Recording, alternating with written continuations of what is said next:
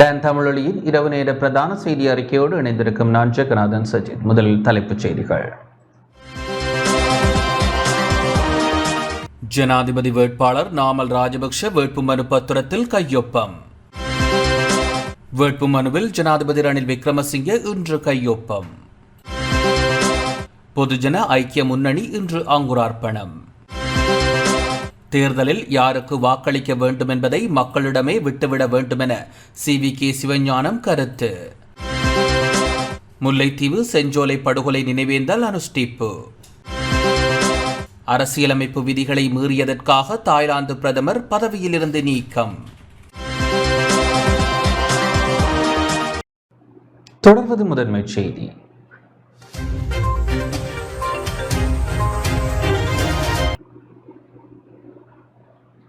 ஜனாதிபதி வேட்பாளர் நாமல் ராஜபக்ஷ வேட்புமனு பத்திரத்தில் கையொப்பமிட்டுள்ளார்.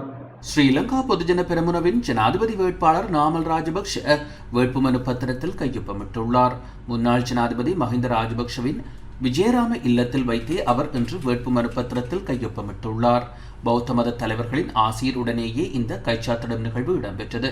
இந்த நிகழ்வில் ஸ்ரீலங்கா பொதுஜன பெரமுனவின் ஸ்தாபகர் பஷில் ராஜபக்ஷ, பொதுச் செயலாளரும் நாடாளுமன்ற உறுப்பினருமான சாகர காரியவச, முன்னாள் ஜனாதிபதிகளான கோட்டாபய ராஜபக்ஷ, மஹிந்த ராஜபக்ஷ மற்றும் கட்சியின் உறுப்பினர்கள் என பலரும் கலந்து கொண்டிருந்தனர். முன்னதாக ஸ்ரீலங்கா பொதுஜன பெரமுனவின் ஜனாதிபதி வேட்பாளர் நாமல் ராஜபக்ஷ சார்பில் இன்று காலை கட்டுப்பணம் செலுத்தப்பட்டுள்ளது. இவரது சார்பில் ஸ்ரீலங்கா பொதுஜன பெரமுனவின் பொதுச் செயலாளர் சாகர காரியவசம் கட்டுப்பணத்தை செலுத்தினார். அதனைத் தொடர்ந்து ஊடகங்களுக்கு கருத்து தெரிவித்த ஸ்ரீலங்கா பொதுஜன பெரமுனவின் பொதுச் செயலாளர் சாகர காரியவசம், ගැන අපි මේ කරදර වෙන්නේ නැහැ. ජයග්‍රහණය සම්බන්ධයෙන් අපි යන්නේ. අපි ජයග්‍රහණය කරනවා. ඒ සම්බන්ධයෙන් අවශ්‍ය ගණන් මිනුම් සියල්ල අපි සිදු කළ අවසන්. අපි මේ ஜனாதிபதிவர் ஸ்ரீலங்கா பொதுஜன பெரமுனவின் ஜனாதிபதி வேட்பாளர் நாமல் ராஜபக்ச சார்பில் கட்டுப்பணம் செலுத்தியுள்ளோம். நாம் நிச்சயம் வெற்றியடைவோம். அந்த வகையில் செப்டம்பர் 22 நாமல் ராஜபக்ச நாட்டின் 9வது ஜனாதிபதியாக சத்திய பிரமாணம் செய்து கொள்வார். வெற்றிக்கான ஒரு பயணத்தின் முதலடியை எடுத்து வைத்துள்ளோம். நிச்சயம் நாம் வெற்றி பெறுவோம். அதனை நாம் உறுதிபட தெரிவித்துக் கொள்கின்றோம். ජයග්‍රහණය කරන්න ඕනේ කොහොමද කියන එකට අපිට හොඳ අවබෝධයක් තියෙනවා. ඒ අවබෝධය අනුව අපි කටයුතු කරනවා. எதிர்வரும் ஜனாதிபதி தேர்தலில் போட்டியிடுவதற்கான வேட்புமனுவில் ஜனாதிபதி ரணில் விக்ரமசிங்கே இன்று கையொப்பமிட்டுள்ளார். கொழும்பு ஃப்ளவர் வீதியில் உள்ள அவரது அரசியல் அலுவலகத்தில் இந்நிகழ்வு இன்று இடம்பெற்றது. மகா சங்கத்தினர் பிரித் பாராயணம் செய்து ஜனாதிபதிக்கு ஆசீர்வாதம் வழங்கியதை அடுத்து ஏனைய மத தலைவர்களும் ஆசி வழங்கினர். பிரதமர் தினேஷ் குணவர்த்தன தலைமையில் அமைச்சர்கள் மற்றும் எதிர்வரும் ஜனாதிபதி தேர்தலில் ஜனாதிபதி ரணில் விக்ரமசிங்கவை ஆதரிக்கும் அரசியல் கட்சிகள் மற்றும் அமைப்புகளின் பிரதிநிதிகள் பலரும் இந்நிகழ்வில் கலந்து கொண்டனர். தேசிய ஜனநாயக முன்னணியின் ஜனாதிபதி வேட்பாளர் விஜயதாச ராஜபக்ஷ இன்று காலை வேட்புமனுவில் கையொப்பமிட்டுள்ளார். மகா சங்கத்தினரின் ஆசீர்வாதத்துடன் விஜயதாச ராஜபக்ஷ நாவலவில் உள்ள அவரது வீட்டில் வைத்து வேட்புமனுவில் கையொப்பமிட்டுள்ளார். சர்வஜன அதிகாரம் கூட்டணியின் ஜனாதிபதி வேட்பாளர் திலித் ஜாவீர தனது வேட்புமனுவில் கையொப்பமிட்டுள்ளார். பொரளையில் உள்ள மௌபிம ஜனதா கட்சி அலுவலகத்தில் இன்று காலை இடம்பெற்ற நிகழ்வின் போதே திலித் ஜாவீர தனது வேட்புமனுவில் கையொப்பமிட்டுள்ளார். இதன்போது சர்வஜன அதிகாரத்தின் கட்சித் தலைவர்களான வாசுதேவ நாணயக்கார, டியு குணசேகர, விமல் வீரவன்ச, உதய கம்மன்பில, கெவிந்து குமாரதுங்க உள்ளிட்ட பலர் கலந்து கொண்டனர். திலித் ஜாவீர ஜனாதிபதி தேர்தலில் நட்சத்திர சின்னத்தில் போட்டியிடுகின்றமை குறிப்பிடத்தக்கது. ஜனாதிபதி தேர்தலில் ஐக்கிய லங்கா பொதுஜன கட்சியின் சார்பில் ஜனக ரத்நாயக்க போட்டியிட தீர்மானித்துள்ளார். ஐக்கிய லங்கா பொதுஜன கட்சியின் செயலாளர் நிகால் பிரேமகுமார தேசப்பிரிய ஜனக ரத்நாயக்கவிற்கான கட்டுப்பணத்தை இன்று முற்பகல் செலுத்தினார். ஜனக ரத்நாயக்க பொது பயன்பாடுகள் ஆணைக்குழுவின் தலைவராக பணியாற்றியமை குறிப்பிடத்தக்கது.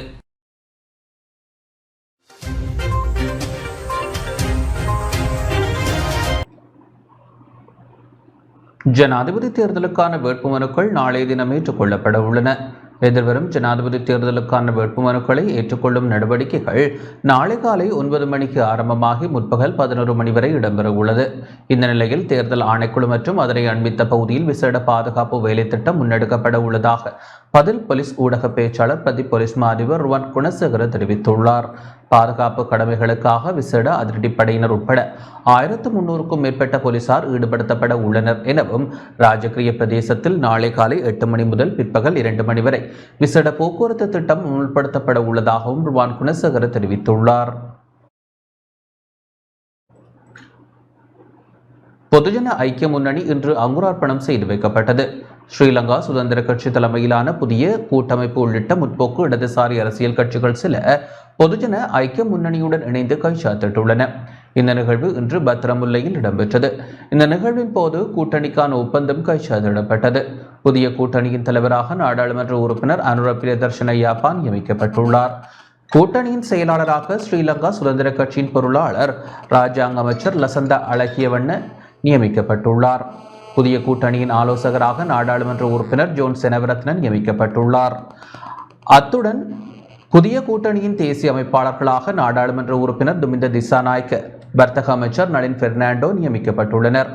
21 உறுப்பினர்களை கொண்ட தலைமை குழுவுடனேயே இந்த கூட்டணி அமைக்கப்பட்டுள்ளது. தபால் மூல வாக்களிப்புக்கான அட்டைகள் எதிர்வரும் 26ஆம் தேதி தெரிவத்தாட்சி அலுவலகங்கள் ஊடாக விநியோகிக்கப்பட உள்ளதாக தேர்தல்கள் ஆணையாளர் நாயகம் சமன் ஸ்ரீ ரத்நாயக்க தெரிவித்துள்ளார். தேர்தல்கள் ஆணைக்குழுவில் இன்று இடம்பெற்ற ஊடகவியலாளர் சந்திப்பின் போதே அவர் இதனை தெரிவித்துள்ளார். நாளை காலை 9 மணி முதல் முற்பகல் 11 மணி வரை வேட்புமனுக்கள் ஏற்றுக்கொள்ளப்பட உள்ளது. காலை 9 மணி முதல் 11:30 மணி வரை ஆட்சேபனைகளை ஏற்பதற்கான கால அவகாசம் வழங்கப்பட்டுள்ளது. அத்துடன் தபால் மூல வாக்களிப்பு அட்டைகள் எதிர்வரும் 26ஆம் தேதி மாவட்ட தெரிவத்தாட்சி அலுவலகங்கள் ஊடாக விநியோகிக்கப்படும். மாவட்ட செயலக தேர்தல் அலுவலக உத்தியோகத்தர்கள் மற்றும் போலீசாருக்காக செப்டம்பர் 4ஆம் தேதி தபால் மூல வாக்களிப்புக்கான சந்தர்ப்பம் வழங்க தீர்மானிக்கப்பட்டுள்ளது. ஏனைய அரச ஊழியர்கள் 5 மற்றும் 6ஆம் தேதிகளில் தபால் மூல வாக்குகளை அளிக்க சந்தர்ப்பம் ஏற்படுத்தி கொடுக்கப்பட்டுள்ளது. இந்த 2 நாட்களிலும் வாக்களிக்க முடியாதவர்கள் செப்டம்பர் 11 மற்றும் 12ஆம் தேதிகளில் தமது தேர்தல் மாவட்டத்தின் மாவட்ட செயலகங்களுக்கு சென்று தபால் மூல வாக்களிப்பை பெற்றுக்கொள்ள முடியும்.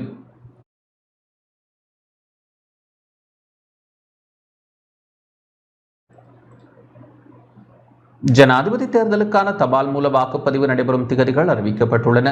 நடைபெறவுள்ள ஜனாதிபதி தேர்தலுக்கான தபால் மூல வாக்குப்பதிவு நடைபெறும் திகதிகளை தேர்தல்கள் ஆணைக்குழு அறிவித்துள்ளது. ஜனாதிபதி தேர்தலுக்கான தபால் மூல வாக்குச்சீட்டுகளை தபால் திணைக்களத்திற்கு வழங்குதல் மற்றும் வாக்குச்சீட்டு விநியோகம் என்பன எதிர்வரும் 26ஆம் தேதி இடம்பெறும் என ஆணைக்குழு தெரிவித்துள்ளது. செப்டம்பர் மாதம் 4, 5, 6 ஆகிய திகதிகளில் தபால் மூல வாக்குப்பதிவு நடைபெறும் என தேர்தல்கள் ஆணைக்குழு அறிவித்துள்ளது. மாவட்ட செயலகம், தேர்தல் அலுவலகங்கள் மற்றும் போலீஸ் உத்தியோகத்தர்களுக்கான தபால் மூல வாக்குப்பதிவு செப்டம்பர் 4ஆம் தேதி இடம்பெற உள்ளது. தபால் மூலம் வாக்களிக்க கோரிய ஏனைய தரப்பினருக்கு செப்டம்பர் 5 மற்றும் 6 2 நாட்கள் ஒதுக்கப்பட்டுள்ளன. குறித்த தினங்களில் தபால் மூலம் வாக்களிக்க தவறியவர்களுக்காக செப்டம்பர் 11 மற்றும் 12ஆம் தேதிகள் மேலதிகமாக ஒதுக்கப்பட்டுள்ளதாகவும் தேர்தல்கள் ஆணைக்குழு அறிவித்துள்ளது. எதிர்வரும் ஜனாதிபதி தேர்தலில் யாருக்கு வாக்களிக்க வேண்டும் என்பதை மக்களிடமே விட்டுவிட வேண்டும் என வடக்கு மாகாண சபை அவைத்தலைவர் CVK சிவஞானம் தெரிவித்துள்ளார். தமிழ் தரப்பு ஆதரிக்கும் வேட்பாளர் தேர்தலில் தோல்வி அடைவார் எனவும் அதனால் எதிர்வரும் ஜனாதிபதி தேர்தலில் யாருக்கு வாக்களிக்க வேண்டும் என்பதை மக்களிடமே விட்டுவிட வேண்டும் எனவும் வடக்கு மாகாண சபை அவைத்தலைவர் CVK சிவஞானம் தெரிவித்துள்ளார். இன்று யாழ்ப்பாணத்தில் ஊடக சந்திப்பை நடத்திய வேளை இவ்வாறு குறிப்பிட்டார். தமிழரசு கட்சியினுடைய கடந்த மத்திய செயற்குழு கூட்டத்தில் நான் மிக முக்கியமான ஒரு விஷயத்தை தெரிவு செய்தேன். நாங்கள் ஒரு வேட்பாளரை தனித்து ஆதரிக்கக்கூடாது என்ற முடிவைத்தான் நான் கட்சி மத்திய செயற்குழுக்கு முன் வச்சிருக்கேன். குறிப்பாக அதுக்கு முக்கிய காரணம், எந்த ஒரு வேட்பாளரை நாங்கள் கைகாட்டுகிறோமோ அவர் தோற்பார்ன்றது.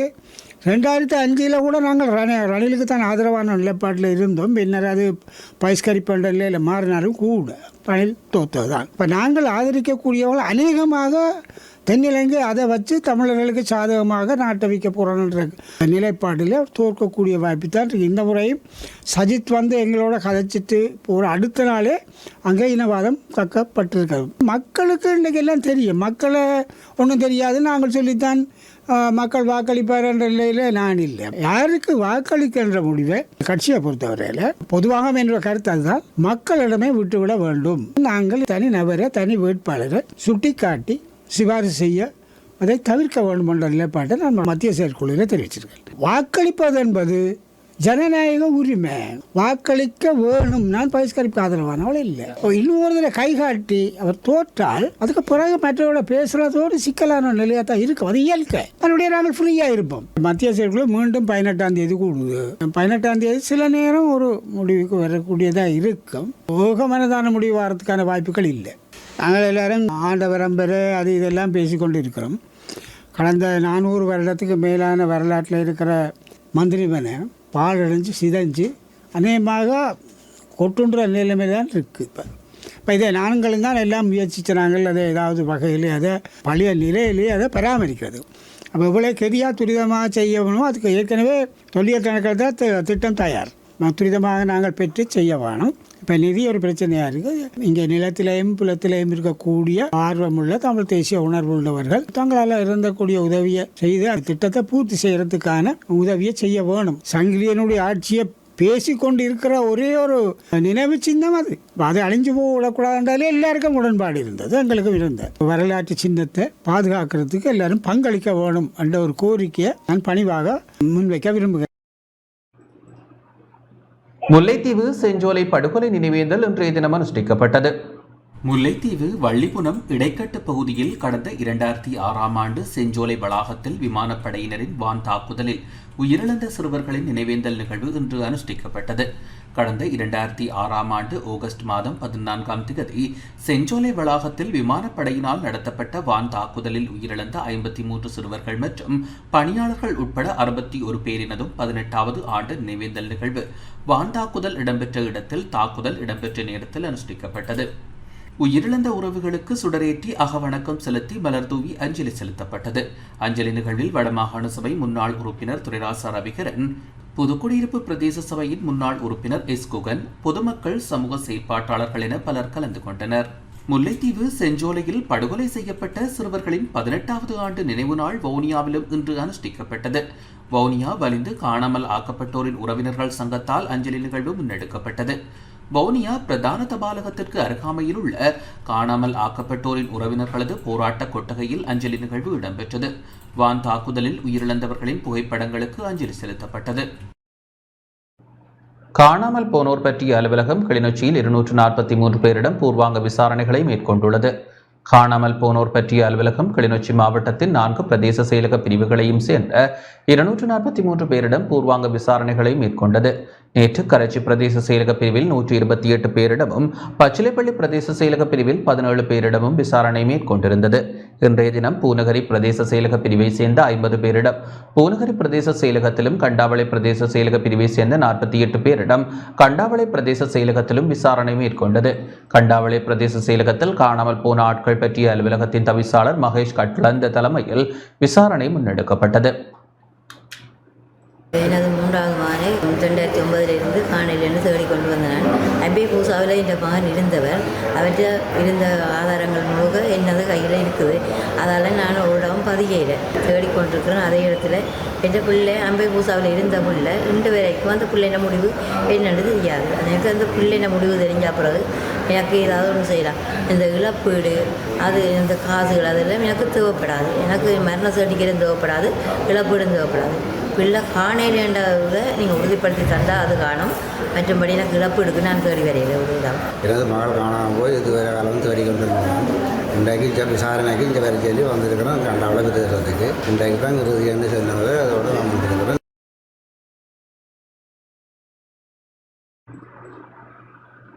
மன்னார் மருதமடு அன்னையின் ஆவணி மாத திருவிழாவிற்கான சகல ஏற்பாடுகளும் பூர்த்தி செய்யப்பட்டுள்ளன. மன்னார் மருதமடு அன்னையின் ஆவணி மாத திருவிழா நாளை ஆரம்பமாக உள்ளது. திருவிழாவில் நாட்டின் அனைத்து பாகங்களில் இருந்தும் கலந்து கொள்ளும் பக்தர்களின் நலனை கருத்தில் கொண்டு சகல ஏற்பாடுகளும் பூர்த்தி செய்யப்பட்டுள்ளதாக மன்னார் மறைமாவட்ட ஆயர் இமானுவேல் பெர்னாண்டோ ஆண்டகை தெரிவித்துள்ளார். மடு அன்னையின் ஆவணி மாத திருவிழா குறித்து ஊடகங்களுக்கு கருத்து தெரிவிக்கையிலேயே இவ்வாறு தெரிவித்தார். இவ்வருடம் ஆவணி மாத மருதமடு மாதாவின் திருவிழா ஆவணி மாதம் 15ஆம் தேதி இடம்பெறும். திருவிழா திருப்பலி காலை 6:15 மணிக்கு ஆரம்பிக்கப்படும். இம்முறை நாங்கள் வழமை போல் போக்குவரத்து, அதேபோல் பாதுகாப்பு, நீர் வசதிகள், மின்சார வசதிகள் இவைகளை எல்லாம் சரியான விதத்தில் திருப்பயணிகள் பயன்பெறும் வகையில் நாங்கள் ஆயத்தமாக்கி இருக்கின்றோம். எனவே திருவிழா திருப்பலியை இவ்வருடம் ஸ்லாப மறை மாவட்ட ஆயர் பேரருட்கலாநிதி விமல் ஸ்ரீ ஜெயசூரிய ஆண்டகே தலைமையிலே நானும் மற்றும் மன்னார் மறைமாவட்ட குறுமுதல்வர் ஏனைய அருட்தந்தையர்கள் அத்தோடு வெளி மறைமாவட்டங்கள் துறவிகள் இவைகள் அனைத்தையும் சார்ந்த அருட்பணியாளர்களும் இந்த கூட்டு திருப்பலியில் கலந்து கொள்ளுவார்கள். உங்கள் அனைவரையும் திருவிழா திருப்பலிக்கு அன்போடு வரவேற்று நிற்கின்றோம். திருவிழா திருப்பலி முடியும் வேளையில் மருதமடு அன்னையின் திருச்சொருவ பவனியும் அதை தொடர்ந்து திருச்சொருவ ஆசீர்வாதமும் வழங்கப்படும். மட்டக்களப்பில் சிறுதொழில் பெண் முயற்சியாளர்களின் வர்த்தக கண்காட்சியும் விற்பனையும் இன்று இடம்பெற்றது. மட்டக்களப்பு ஆரையம்பதி பிரதேச செயலக பிரிவுக்குட்பட்ட மண்முனைப்பற்று மற்றும் மண்முனை வடக்கு பிரதேச செயலக பிரிவுக்குட்பட்ட சிறுதொழில் பெண் முயற்சியாளர்களின் வர்த்தக கண்காட்சியும் விற்பனை சந்தையும் இன்று இடம்பெற்றது. மகளிர் சுயதொழில் முயற்சி மற்றும் சேமிப்பு திட்டத்தினை ஊக்குவிக்கும் நோக்கில் மட்டக்களப்பு கொமர்ஷியல் வங்கி கிளையின் அனுசரணையில் அனகி வர்த்தக கண்காட்சியும் விற்பனை வங்கி வளாகத்தில் இடம்பெற்றது. நிகழ்வில் ஐடிபி நிறுவன உத்தியோகத்தர், கொமர்ஷியல் வங்கியின் கிழக்கு மாகாண முகாமையாளர் மற்றும் மட்டக்களப்பு பிராந்திய முகாமையாளர்கள், வங்கி வாடிக்கையாளர்கள், வங்கி உத்தியோகத்தர்கள், ஊழியர்கள், மகளிர் சுயதொழில் முயற்சியாளர்கள் என பலர் கலந்து கொண்டனர்.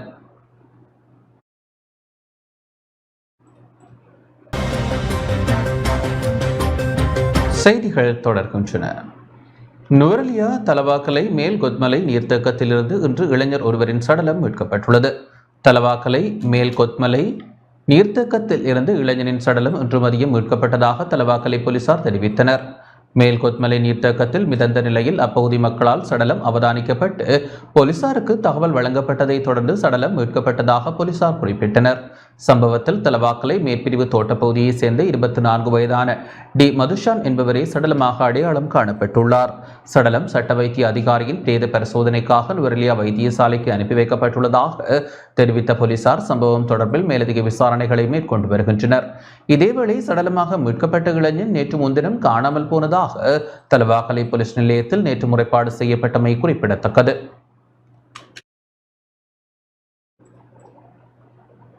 குளவி தாக்குதல் காரணமாக சிகிரியா தற்காலிகமாக மூடப்பட்டுள்ளது. குளவி தாக்குதல் காரணமாக உள்ளூர் மற்றும் வெளிநாட்டு சுற்றுலா பயணிகளின் நலன் கருதி சிகிரியா தற்காலிகமாக மூடப்பட்டுள்ளது.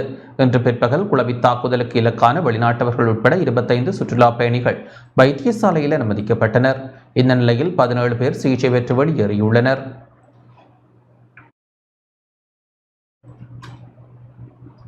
ஜனாதிபதி ரணில் விக்ரமசிங்கே எதிர்வரும் ஜனாதிபதி தேர்தலில் போட்டியிட தகுதியற்றவர் என தீர்ப்பளிக்குமாறு கோரி அடிப்படை உரிமை மனு ஒன்று தாக்கல் செய்யப்பட்டுள்ளது. ஜனாதிபதி ரணில் விக்ரமசிங்கே எதிர்வரும் ஜனாதிபதி தேர்தலில் போட்டியிட தகுதியற்றவர் என தீர்ப்பளிக்குமாறு கோரி சட்டத்தரணி ஷான் ரணசூரிய உயர்நீதிமன்றில் அடிப்படை உரிமை மனு ஒன்றை இன்று தாக்கல் செய்துள்ளார். அரசியலமைப்பை ஜனாதிபதி வேண்டுமென்றே மீறியுள்ளமையினால் ஜனாதிபதி தேர்தலில் போட்டியிட ரணில் விக்ரமசிங்கே தகுதியற்றவர் என மனுதாரர் குற்றம் சுமத்தியுள்ளார். எதிர்வரும் செப்டம்பர் மாதம் 21ஆம் தேதி இடம்பெறவுள்ள ஜனாதிபதி தேர்தலில் வேட்பாளராக போட்டியிட ரணில் விக்ரமசிங்கே தகுதியற்றவர் என குறிப்பிட்டுள்ள மனுதாரர் இடைக்கால தடை உத்தரவு ஒன்றை உயர் நீதிமன்றம் பிறப்பிக்க வேண்டும் என மனுவின் ஊடாக கோரிக்கை விடுத்துள்ளார்.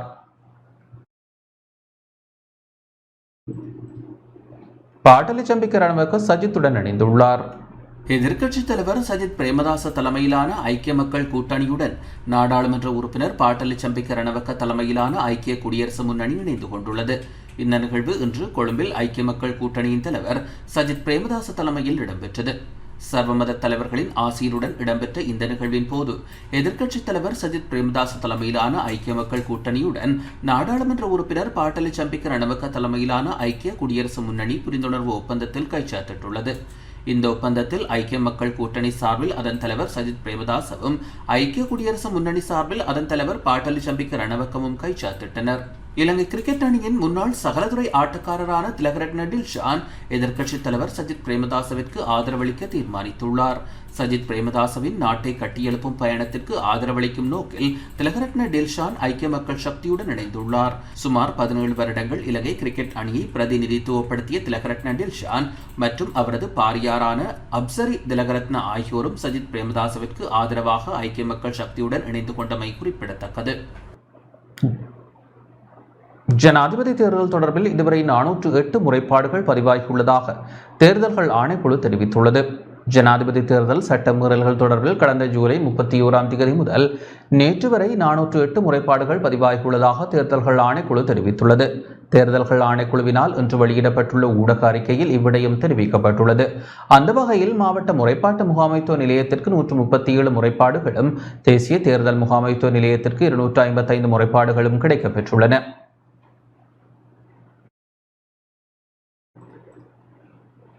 மக்களின் நெருக்கடியில் மகிழ்ச்சி அடைகின்றனர் என ஜீவன் தொண்டமான் தெரிவித்துள்ளார். பெருந்தோட்ட தொழிலாளர்களின் சம்பள பிரச்சினை குறித்த விடயத்தை தாம் அரசியலாக பார்க்கவில்லை என நீர்வளங்கள் மற்றும் பெருந்தோட்ட உட்கட்டமைப்பு வசதிகள் அபிவிருத்தி அமைச்சர் ஜீவன் தொண்டமான் தெரிவித்துள்ளார். கொழும்பில் இன்று இடம்பெற்ற ஊடகவியலாளர் சந்திப்பின் போதே அவர் இதனை தெரிவித்தார். ரீசெண்டாக எல்லாரும் பார்த்துருப்பீங்க, சம்பள நிர்ணய சபை ஊடாக 1700 ரூபா சம்பளத்தை பெற்றுக் கொடுத்துருக்கோம். இதுக்கு நான் நாட்டின் ஜனாதிபதி கௌரவ ரணில் விக்ரமசிங்க அவர்களுக்கு நான் என்னோட நன்றியை தெரிவிச்சுக்கிறேன். அதே போன்று குறிப்பாக முன்னாள் அமைச்சர் கௌரவ மரசனா நாயக்கர் அவர்களுக்கு நான் மலையக மக்கள் சார்பாக நன்றி கட்டாயம் சொல்லி ஆகணும். என்னதான் அவர் அமைச்சரவையில் இன்றைக்கி இல்லைன்னா கூட அவரோட செயல்பாடுகள்னாலையும் அவரோட விடாமுயற்சினாலையும் மட்டும்தான் இது சாத்தியமானுச்சு. அதே நேரத்தில் நான் மக்களுக்கும் நான் என்னோட நன்றி தெரிவிச்சுக்கிறேன். ஏன்னா நிறைய பேர் பொறுமையாக இருந்திருக்காங்க இவ்வளோ காலமும். காரணம் எல்லாருக்கும் தெரியும், முதல் தடவை நாங்கள் வர்த்தமானி வெளியிட்டு செஞ்சோம். அது சம்மந்தமாக நான் தெளிவுபடுத்தியிருந்தேன். அதில் என்னென்ன சிக்கல்கள் இருந்துச்சு, யாரும் பேர் போட முடியாது. ஏன்னா இது நாங்கள் ஒரு அரசியல் நோக்கத்தோடு பண்ணல. 2021 மக்களுக்கு 1000 ரூபா கிடச்சிச்சு. ஆனால் அதுக்கப்புறம் 2023 இந்த பேச்சுவார்த்தை ஆரம்பித்த கூட பெருந்தோட்ட நிறுவனங்கள் வேறு புறக்கணிச்சாங்க. நாங்கள் பல்வேறு தரப்பினர்கள் கிட்ட கோரிக்கை விட்டுருந்தோம். நீங்கள் எல்லோரும் பார்த்துருப்பீங்க, பாராளுமன்றத்துலேயும் நாங்கள் பல்வேறு முறை கோரிக்கை விட்டுருக்கோம். நானும் விட்டுருக்கேன், கௌரவ ஜனாதிபதியே விட்டுருக்காரு. இது சம்மந்தம் என்னோட நிலப்பாட்டும் இவ்வளோ காலமாக அப்படி தான் இருந்திருக்கு, அப்படி தான் இருக்கும்.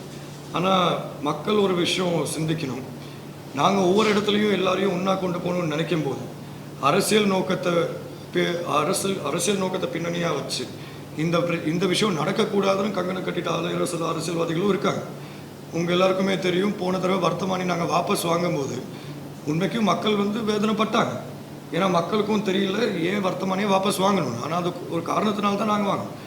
இந்த மக்கள் அப்படி வேதனைப்பட்டு இருக்கும்போது ஒரு மலைய மக்களை பிரதித்துவப்படுத்துகிறேன்னு சொல்லிட்டு இருக்க ஒரு அரசியல்வாதி ஒருவர் ஊடகத்துக்கு முன்னால் சொல்கிறாரு, நான் அப்போ சொன்னதானே கிடைக்காது. சந்தோஷப்பட்டார். மக்களோட துன்பத்தை வச்சு சந்தோஷப்பட்டு அரசியல் பிரச்சாரம் செய்யணும்னு அந்த மாதிரி பொழப்பு நாங்கள் நடத்தணும்னு அவசியம் இல்லை. தமிழ் மக்களை தொடர்ச்சியாக ஏமாற்ற முடியாது என மக்கள் விடுதலை முன்னணியின் யாழ்ப்பாண மாவட்ட அமைப்பாளர் இ. சந்திரசேகர் தெரிவித்துள்ளார். தமிழ் பொது வேட்பாளரை நிறுத்திய தரப்பினர் தமிழ் மக்களை தொடர்ச்சியாக ஏமாற்ற முடியாது என மக்கள் விடுதலை முன்னணியின் யாழ்ப்பாண மாவட்ட அமைப்பாளர் இ. சந்திரசேகர் தெரிவித்துள்ளார். இன்று யாழ்ப்பாணத்தில் ஊடக சந்திப்பை நடத்திய வேளை இவ்வாறு குறிப்பிட்டார். இந்த நாட்டின் தமிழ் மக்களுடைய தன்மானத்தை பாதுகாக்கக்கூடிய அரசியல் இயக்கம் ஒன்று மக்களுக்கு தேவைப்படுகின்றது. அப்போ அந்த வகையில் தான் இன்றைக்கு இந்த தமிழ் வேட்பாளர் ஒருவரை நிறுத்துவதற்கான நடவடிக்கைகள் கடந்த காலங்கள் எடுக்கப்பட்டது. தமிழ் பொது வேட்பாளருக்காக குரல் கொடுக்கின்ற, அவர்களுக்காக கையொப்பமிட்ட நபர்கள் சென்று ரணில் விக்ரமசிங்காவோடு பேச்சுவார்த்தை நடத்துகின்றார். அப்போ ரணில் விக்ரமசிங்கா என்பவர் இந்த நாட்டில் தோல்வி அடைகின்ற நபர். இந்த ரணில் விக்ரமசிங்காவுடைய வரலாறே தமிழ் மக்களுக்கு எதிரான வரலாறு. நமது தமிழ் அரசியல்வாதிகள், தமிழ் அரசியல் கட்சிகள் இன்னமும் போயிட்டு இந்த ரணில் விக்ரமசிங்காவினுடைய காலை நக்கி பிழைக்கின்ற நடவடிக்கைகளை எடுப்பது ஏன் என்று இன்றைக்கு மக்கள் கேட்கின்றார். தமிழ் பொது கட்டமைப்பினுடைய சித்து விளையாட்டுக்கு இனியும் மக்கள் ஏமாற மாட்டார்கள் என்றே நாங்கள் நம்புகின்றோம். அதாவது நீங்கள் பொது வேட்பாளரை உருவாக்கியது தமிழ் மக்களுடைய இருப்பை பாதுகாத்துக் கொள்வதற்கென்றால் தமிழ் மக்களுக்கென்று சுய நிர்ணய உரிமை கோட்பாடுண்டு முன்வைத்தீர்கள். அது மாத்திரமல்ல, சமஷ்டி முறையை முன்வைத்தீர்கள். அந்த சமஷ்டி முறைக்கு, இந்த சுய நிர்ணய உரிமைக்கு இணங்குகின்றவர்கள் இணக்கமான ஒரு கருத்தியலை தமிழ் மக்கள் மத்தியில் கொண்டு செல்லுகின்றோம் என்று கூறிக்கொண்டு தமிழ் மக்களின் நாசம் செய்தவர்களோடு சென்று பேச்சுவார்த்தை நடத்துவது என்பது தமிழ் மக்களை பிரதிநிதித்துவம் செய்வதாக கூறுகின்ற தமிழ் கட்டமைப்பை சார்ந்தவர்கள் இன்னமும் நினைத்து கொண்டிருக்கின்றார்கள். இவர்கள் தமிழ் மக்களை பற்றி பேசுகின்ற பொழுது, தமிழ் தேசியத்துவத்தை மாத்திரம் பேசுகின்ற போது இன்னமும் அவர்கள் போடுகின்ற தாளத்துக்கு ஏற்ப ஆடுவார்கள் என இவர்கள் நம்பிக்கொண்டிருக்கின்றார்கள். புரியாத புதிர்களை போடுகின்ற தமிழ் அரசியல்வாதிகள் ஒன்றை விளங்கிக் கொள்ள வேண்டும். சதா காலமும் தமிழ் மக்களை ஏமாற்ற முடியுமா? முடியாது. சிலாவத்துறை புதுக்குடியிருப்பு பகுதியில் கடல் அட்டைகளுடன் சந்தேக நபர் ஒருவர் கைது செய்யப்பட்டுள்ளார். சிலாவத்துறை புதுக்குடியிருப்பு பகுதியில் கடற்படையினரும் போலீசாரும் இணைந்து நேற்று நடத்திய விசேட தேடுதல் நடவடிக்கையின் போது சட்டவிரோதமாக விற்பனைக்கு தயார் நிலையில் வைக்கப்பட்டிருந்த 482 கடல் அட்டைகளுடன் சந்தேக நபர் ஒருவர் கைது செய்யப்பட்டுள்ளார். சட்டவிரோத மீன்பிடி நடைமுறைகளை தடுக்கும் நோக்கில் கடற்படையினர் தேடுதல் நடவடிக்கைகளையும் ரோந்து பணிகளையும் முன்னெடுத்து வருகின்றனர். இந்த நடவடிக்கையில் கைது செய்யப்பட்ட சந்தேக நபர் 29 வயதுடைய சிலாவத்துறையை சேர்ந்தவர் என அடையாளம் காணப்பட்டுள்ளதுடன் மேலதிக சட்ட நடவடிக்கைகளுக்காக சிலாவத்துறை போலீசாரிடம் ஒப்படைக்கப்பட்டுள்ளார். மட்டக்களப்பு காத்தான்குடி பிரதான வீதியில் நேற்றிரவு இடம்பெற்ற மோட்டார் சைக்கிள் விபத்தில் இளைஞர் ஒருவர் உயிரிழந்துள்ளார். மட்டக்களப்பு காத்தான்குடி பிரதான வீதியில் நேற்றிரவு இடம்பெற்ற மோட்டார் சைக்கிள் விபத்தில் இளைஞர் ஒருவர் உயிரிழந்துள்ளதுடன் 2 இளைஞர்கள் படுகாயமடைந்துள்ளனர். காத்தான்குடி குட்வின் சந்தியிலிருந்து பிரதான வீதி வழியாக வேகமாக சென்ற மோட்டார் சைக்கிள் காத்தான்குடி ஆரான்குறிச்சி மீரா பாலிகா தேசிய பாடசாலை சந்தியில் வைத்து விபத்திற்குள்ளாகியுள்ளது. விபத்தில் மோட்டார் சைக்கிளை செலுத்திய இளைஞன் சம்பவ இடத்திலேயே உயிரிழந்துள்ளார். உயிரிழந்த இளைஞன் காத்தான்குடி டீன் வீதியை சேர்ந்த 20 வயதுடைய லக்ரான் ஜாகி என்பவர் என போலீசார் தெரிவித்தனர். காயமடைந்த இளைஞர்கள் இருவரும் மட்டக்களப்பு போதனா வைத்தியசாலையிலும் காத்தான்குடி ஆதார வைத்தியசாலையிலும் அனுமதிக்கப்பட்டுள்ளனர். சம்பவம் தொடர்பில் காத்தான்குடி போலீசார் மேலதிக விசாரணைகளை முன்னெடுத்து வருகின்றனர். அம்பாறை சாய்ந்தமருது பகுதியில் பார ஊர்தி மற்றும் மோட்டார் சைக்கிள் மோதி இன்று விபத்து இடம்பெற்றுள்ளது. குறித்த 2 வாகனங்களும் நேருக்கு நேர் மோதிய விபத்து சம்பவித்துள்ளது. விபத்தில் 41 வயதுடைய சம்மாந்துறை பகுதியைச் சேர்ந்த ஆப்தீன் நௌசாத் என்ற குடும்பஸ்தர் படுகாயமடைந்த நிலையில் கல்முனை அஷ்ரப் ஞாபகார்த்த வைத்தியசாலையில் சிகிச்சைக்காக அனுமதிக்கப்பட்டுள்ளார். சம்பவம் தொடர்பில் சாய்ந்தமருது போலீசார் மேலதிக விசாரணைகளை முன்னெடுத்து வருகின்றனர். வவுனியா நவகமுவ பகுதியில் முச்சக்கர வண்டியுடன் வேன் மோதி இன்று காலை விபத்து இடம்பெற்றுள்ளது. அனுராதபுரத்திலிருந்து வவுனியா நோக்கி பயணித்த வேன் ஒன்றும் வவுனியாவிலிருந்து அனுராதபுரம் நோக்கி பயணித்த முச்சக்கர வண்டி ஒன்றும் நேருக்கு நேர் மோதி விபத்து இடம்பெற்றுள்ளதாக ஈரப்பெரியகுளம் போலீசார் தெரிவித்தனர். சம்பவத்தில் முச்சக்கர வண்டியின் சாரதி மற்றும் முச்சக்கர வண்டியில் பயணித்த 2 படுகாயமடைந்த நிலையில் வவுனியா பொது வைத்தியசாலையில் அனுமதிக்கப்பட்டுள்ளதாக எமது செய்தியாளர் தெரிவித்தார். விபத்து தொடர்பில் ஈரப்பெரியகுளம் போலீசார் விசாரணைகளை முன்னெடுத்துள்ளனர். அரச உத்தியோகத்தர்களின் சம்பள அதிகரிப்பு யோசனைகளில் அரசியல் இல்லை என நிதி ராஜாங்க அமைச்சர் ரஞ்சித் சியம்பலாப்பட்டிய தெரிவித்துள்ளார். அரச உத்தியோகத்தர்களின் சம்பள அதிகரிப்பு தொடர்பான யோசனைகளில் எந்தவித அரசியல் நோக்கமும் இல்லை என நிதி ராஜாங்க அமைச்சர் ரஞ்சித் சியம்பலாப்பட்டிய தெரிவித்துள்ளார். என்று ஊடகங்களுக்கு கருத்து வெளியிடுகையில் இவ்வாறு குறிப்பிட்டார். முடிந்தவரையில் மக்களுக்கு அதிகபட்ச நிவாரணங்களை வழங்கவே அரசாங்கம் செயற்பட்டு வருகின்றது. ஜனாதிபதியின் முன்னாள் செயலாளர் உதயசேனவிரத்ன தலைமையில் நியமிக்கப்பட்ட நிபுணர் குழு வழங்கிய பரிந்துரைகள் மற்றும் தீர்மானங்களின் அடிப்படையில் சம்பள அதிகரிப்பு பிரேரணைக்கு அமைச்சரவையின் அங்கீகாரம் கிடைத்துள்ளது என நிதி ராஜாங்க அமைச்சர் ரஞ்சித் சியம்பலாப்பட்டிய குறிப்பிட்டுள்ளார். கட்சி மாறும் விடயம் முறையற்றதாகும் என அஜித் பி பெரேரா தெரிவித்துள்ளார். எந்த கட்சியை சேர்ந்தவர்களாயினும் கட்சி மாறும் விடயம் முறையற்றதாகும் என முன்னாள் நாடாளுமன்ற உறுப்பினர் அஜித் பி பெரேரா தெரிவித்துள்ளார். கொழும்பில் இன்று இடம்பெற்ற ஊடகவியலாளர் சந்திப்பின் போதே அவர் இதனை தெரிவித்தார். තමන්ගේ ප්‍රතිපත්ති ප්‍රකාශයෙන් ඉලදැක්වීමට අපේක්ෂා කරනවා. පළවෙනිම දේ තමයි මේ රටේ ආර්ථිකය ශක්තිමත් කරන්න. நாட்டின் அரசியல்வாதிகள் விமர்சனங்களை முன்வைக்கின்றனர். ஆனால் அதற்கான வழிகளை எவரும் முன்வைப்பதில்லை. ஆனால் ஐக்கிய மக்கள் சக்தியிடம் உரிய வேலை திட்டம் உள்ளது. அதிலும் நாட்டை வளர்ச்சியடைந்த பாதையில் கட்டியெழுப்ப தேவையான திட்டத்தை சஜித் பிரேமதாச வகுத்துள்ளார். அரசியலமைப்பு மாற்றம் நாட்டின் சட்டத்திற்கு மதிப்பளிக்கும் கட்சியே ஐக்கிய மக்கள் சக்தியாகும். ஐக்கிய மக்கள் சக்தி கட்சி மாறும் விடயத்தை எந்த சந்தர்ப்பத்திலும் ஏற்றுக்கொள்ளாது. கட்சி மாறும் விடயத்தை மேற்கொள்பவர்களின் உறுப்புரிமை நிச்சயம் நீக்கப்பட வேண்டும். குறித்த விடயத்தை நாம் கொள்கை பிரகடனத்தில் உள்வாங்கவுள்ளோம்.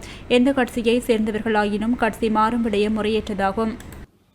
මේ රටේ පුරවැසියන්ගේ ජීවන තත්ත්වයන් ඉහළ දාන්න රාජ්‍ය සහ පුරවැසියා අතර තියෙන සබඳතාවය ශක්තිමත් කරන්න ඒ අවශ්‍ය තොරතුරු හුවමාරු කරගන්න ගෙවීම් කරන්න ඒ වගේම රජයට මුදල් අය කරගන්න අපි බලාපොරොත්තු වෙනවා. சர்வதேச சமூகத்துடன் செயற்படும் போது நல்லிணக்க செயற்பாடுகள் மிகவும் அவசியம் என நீதியமைச்சர் அலி சப்ரி தெரிவித்துள்ளார். சர்வதேச சமூகத்துடன் செயற்படும் போது நல்லிணக்க செயற்பாடுகள் மிகவும் அவசியம் எனவும் நாட்டின் எதிர்காலத்தை தீர்மானிப்பதில் நீதியமைச்சின் செயற்பாடுகள் முக்கியமானவை எனவும் நீதியமைச்சர் அலி சப்ரி தெரிவித்துள்ளார். நீதி, சிறைச்சாலைகள் மற்றும் மறுசீரமைப்பு அமைச்சராக நியமிக்கப்பட்டுள்ள வெளிவிவகார அமைச்சர் அலி சப்ரி நேற்று நீதியமைச்சில் கடமைகளை பொறுப்பேற்ற வேளை இவ்வாறு குறிப்பிட்டார். விரைவாக நிறைவு செய்யப்பட வேண்டிய நடவடிக்கைகளுக்கு முன்னுரிமை வழங்கி செயற்பட வேண்டும். வழக்கு விசாரணைகளை முடிப்பது மாத்திரமல்ல, நாட்டின் எதிர்காலத்தை தீர்மானிப்பதில் நீதியமைச்சின் கடப்பாடுகள் முக்கியமானவையாகும். 2020 ஆண்டில் இருந்து நீதியமைச்சின் நடவடிக்கைகளை வேகமாக முன்னெடுத்து சென்றோம். விசேடமாக சர்வதேச சமூகத்துடன் செயற்படும் போது நல்லிணக்க செயற்பாடுகளை மிகவும் அவசியமானவை என நீதியமைச்சர் அலி சப்ரி குறிப்பிட்டுள்ளார்.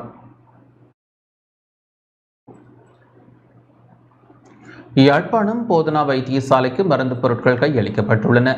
யாழ்ப்பாணம் போதனா வைத்தியசாலைக்கு 11 மில்லியன் ரூபாய் பெறுமதியான மருந்து பொருட்கள் கையளிக்கப்பட்டுள்ளன. உமந்துவ சர்வதேச பௌத்த கிராமத்தின் சார்பில் ஸ்ரீ சமந்த பத்ரமஹா ஆரா தேரரினால் மருந்து பொருட்கள் வைத்தியசாலை நிர்வாகத்திடம் கையளிக்கப்பட்டன. யாழ்ப்பாணம் போதனா வைத்தியசாலையில் இன்று மதியம் இடம்பெற்ற நிகழ்வில் வைத்தியசாலை பிரதிபணிப்பாளர் யமுனானந்தா, கண் வைத்திய நிபுணர் மலரவன், யாழ்ப்பாண மாவட்ட பிரதி போலீஸ் மாதிபர் காளிங்க ஜெயசிங், யாழ்ப்பாண போலீஸ் நிலைய பொறுப்பதிகாரி மற்றும் வைத்தியசாலை உத்தியோகத்தர்கள் என பலர் பங்கேற்றனர். மட்டக்களப்பு பட்டிருப்பு வலய பாடசாலைகளின் ஆசிரியர்களுக்கான விழிப்புணர்வு செயலமர்வு இன்று இடம்பெற்றது. மட்டக்களப்பு பட்டிருப்பு வலய கல்வி பணிமனைக்குட்பட்ட பாடசாலைகளில் தரம் 3 கல்வி கற்பிக்கும் ஆசிரியர்களுக்கான விசேட வழிகாட்டல் விழிப்புணர்வு செயலமர்வு இன்று இடம்பெற்றது. பட்டிருப்பு வலய கல்வி பணிப்பாளர் எஸ் புவனேந்திரனின் வழிகாட்டலில் முகாமைத்துவத்திற்கு பொறுப்பான பிரதி கல்வி பணிப்பாளர் எஸ் தட்சிணாமூர்த்தி தலைமையில் செயலமர்வு இடம்பெற்றது. வளவாளர்களாக முறைசாரா கல்வி பிரிவு இணைப்பாளர் திருமதி ரி கலைச்செல்வன் மற்றும் வழிகாட்டல் ஆலோசனை ஆலோசகர் ப துஷ்யந்தன் ஆகியோர் கலந்து கொண்டனர். செயலமர்வில் கற்றல் இடர்பாடுடைய மெல்ல கற்கும் மாணவர்களை இனங்காணுதல், அவர்களுக்கான பரிகார கற்பித்தல் செயற்பாடுகளை மேற்கொள்ளல், வகுப்பறை முகாமைத்துவம், கற்றல் கற்பித்தல் நுட்பங்கள், தொழில்நுட்பம் என்பன தொடர்பில் விளக்கம் அளிக்கப்பட்டமை குறிப்பிடத்தக்கது.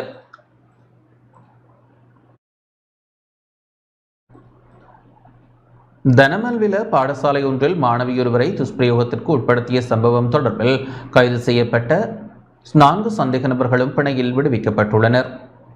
தன்மெல்வில பாடசாலை ஒன்றில் மாணவியொருவர் 1 வருட காலமாக துஷ்பிரயோகத்திற்கு உட்படுத்தப்பட்ட சம்பவத்தை மறைத்த குற்றச்சாட்டில் கைது செய்யப்பட்ட 4 சந்தேக நபர்களும் தலா 2 லட்சம் ரூபாய் பெறுமதியான 2 சரீர பிணையில் விடுதலை செய்யப்பட்டுள்ளனர்.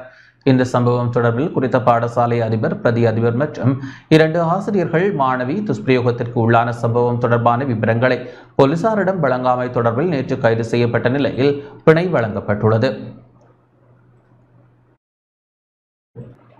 இத்துடன் இந்த செய்தி அறிக்கை நிறைவடைகின்றது. வணக்கம்.